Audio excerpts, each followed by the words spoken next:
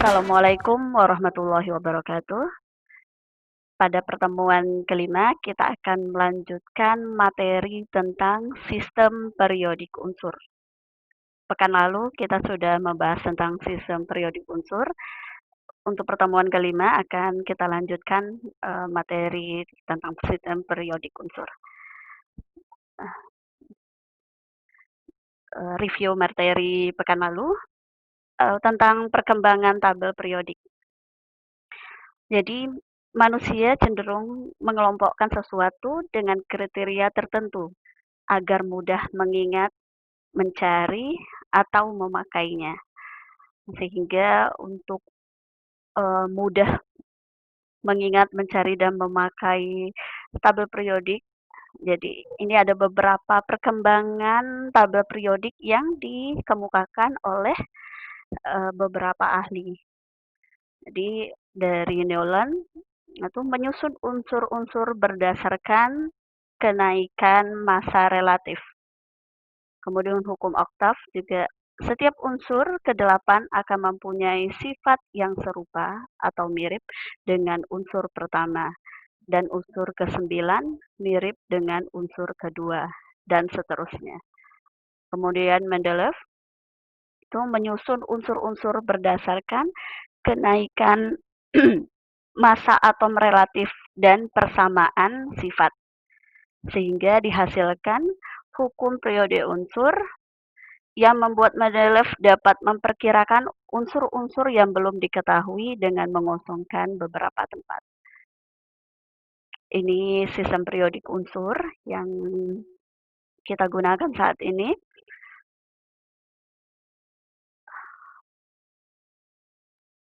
Ini di sistem periodik unsur ada unsur golongan utama dan transisi. Di sini untuk unsur golongan 1A itu nama lainnya logam alkali. Untuk unsur golongan 2A itu alkali tanah. Kemudian nih, unsur golongan 7A itu merupakan nama lainnya halogen. Ya, ini logam transisi. Ini transisi dalam ya, ada lantanida dan aktanida. Ini ada unsur golongan gas mulia atau unsur golongan 8A. Unsur-unsur disusun berdasarkan kenaikan nomor atom dan kemiripan sifat-sifat unsur. Di dalam susunan berkala unsur-unsur terdapat dua lajur, ada lajur horizontal dan lajur vertikal. Untuk lajur horizontal itu disebut sebagai periode. Unsur-unsur di dalam satu periode itu disusun menurut kenaikan nomor atom. Sedangkan pada lajur vertikal dalam satu golongan, unsur-unsur disusun menurut kemiripan sifat. Jadi ada beberapa sifat yang dapat kita simpulkan dari sistem periodik unsur.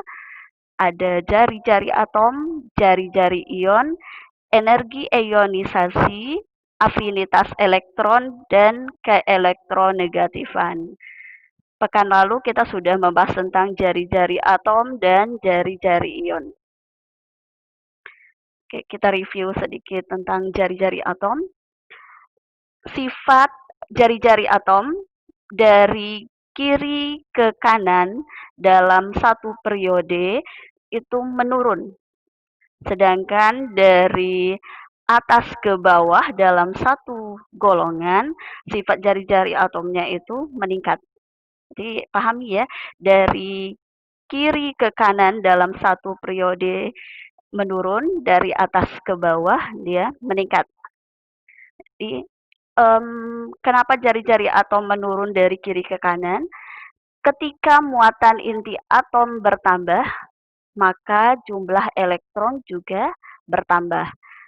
Inti atom sebagai unit yang bermuatan akan menarik elektron ke inti atom, sehingga menyebabkan menurunnya ukuran atom dan jari-jari akan mengecil.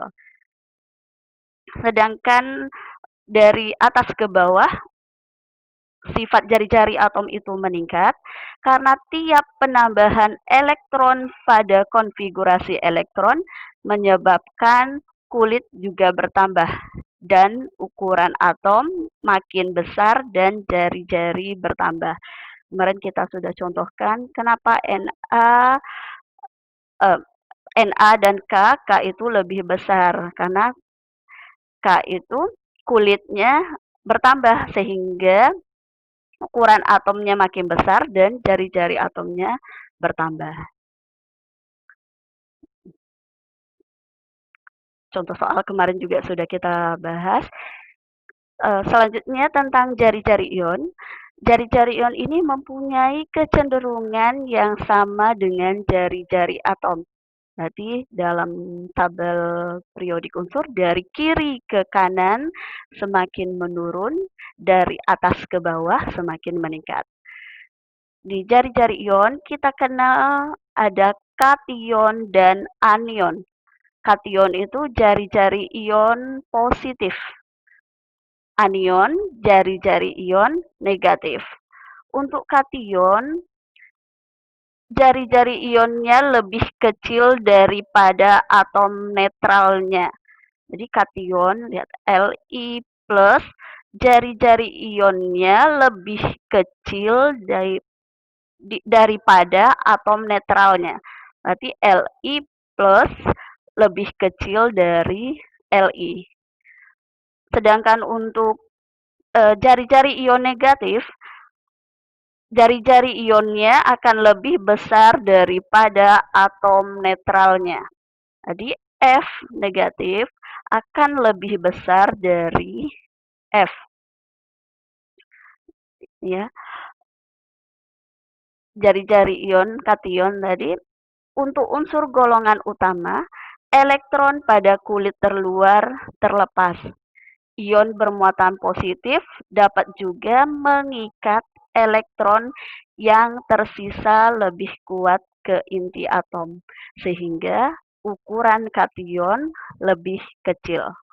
Sedangkan pada anion, penambahan elektron akan meningkatkan gaya tolak antara elektron sehingga ion membutuhkan waktu yang lebih lama untuk mengikat elektron pada kulit yang sama, sehingga menimbulkan pengembangan kulit terluar. Akibatnya, inti atom lebih sulit menarik elektron-elektron dan jari-jari anion menjadi lebih besar. Ini untuk sifat jari-jari ion ya, tadi dijelaskan. Untuk kation, jari-jari ionnya lebih kecil dari atom netralnya, sedangkan anion, jari-jari ion lebih besar dari atom netralnya. Untuk contoh soal bisa dipelajari. Baik, kita ada kenal istilah dari isoelektron. Isoelektron itu adalah spesies yang memiliki konfigurasi elektron yang sama. Ini contohnya Al, Al plus 3, Na plus, F min, Mg plus 2, O negatif 2. Jadi spesies yang ada di sini memiliki konfigurasi elektron yang sama. Jumlah elektronnya sama-sama 10. Yuk kita cek. Al nomor atomnya 13, karena bermuatan 3 plus, berarti jumlah elektronnya sama dengan nomor atom dikurang muatan. 13 kurang 3, berarti 10. Na juga nomor atom kurang muatan, 11 dikurang 1, 10. F nomor atomnya 9 dikurang negatif 1, berarti 9 ditambah 1, 10. Begitu juga dengan Mg, 12 kurang 2, O, 8 dikurang negatif 2, 8 ditambah 2 sama dengan 10. Jadi spesies ini merupakan isoelektron karena memiliki konfigurasi elektron yang sama. Ukurannya akan berkurang jika muatan positif inti atom meningkat. Jadi ini ya, akan mengalami penurunan jari-jari ion. Dari spesi berikut, yang paling tinggi jari-jari ionnya adalah O2-, sedangkan yang paling rendah itu adalah Al3+. Energi ionisasi. Energi ionisasi adalah energi yang dibutuhkan untuk melepas sebuah elektron dari sehingga membentuk ion positif. Energi ionisasi logam kecil karena elektron pada logam mudah dilepaskan. Sedangkan energi ionisasi pada non-logam besar karena elektronnya sulit dilepaskan. Semakin kecil energi ionisasi, semakin mudah membentuk kation. Jadi untuk sifat dari energi ionisasi, dia berbanding terbalik dengan sifat jari-jari atom. Jadi tadi kita ketahui bahwa jari-jari atom dari kiri ke kanan menurun, dari atas ke bawah meningkat. Pada energi ionisasi berlaku sifat kebalikannya. Dari kiri ke kanan meningkat, dari atas ke bawah menurun. Seperti itu ya. Energi ionisasi, ada energi ionisasi tingkat pertama, energi yang dibutuhkan untuk melepaskan satu elektron atau elektron yang pertama dari suatu atom. Na menghasilkan Na positif ditambah elektron. Energi ionisasi tingkat kedua, energi yang dibutuhkan untuk melepaskan elektron kedua dari ion bermuatan +1.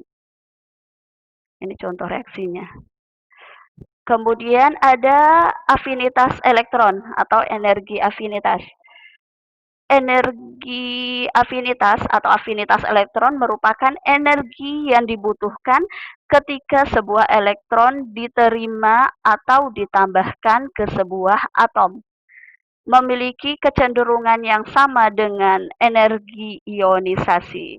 Jadi dia untuk sifat afinitas elektron kecenderungannya sama dengan energi ionisasi. Itu berarti berbanding terbalik dengan sifat jari-jari atom.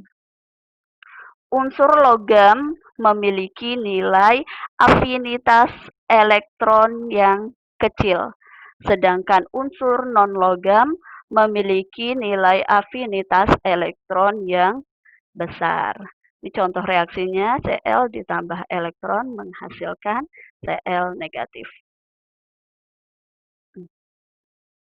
Ini ya sifat dari afinitas elektron atau energi afinitas. Dari kiri ke kanan dia mengalami peningkatan. Berbeda dengan jari-jari atom, dari kiri ke kanan dia menurun. Dari atas ke bawah dia meningkat.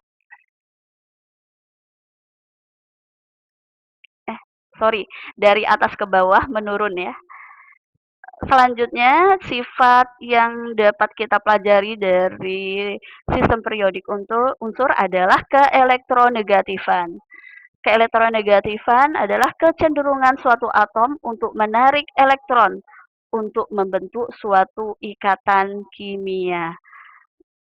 Jadi pada sistem periodik unsur, keelektronegatifan cenderung sama dengan energi ionisasi dan afinitas elektron.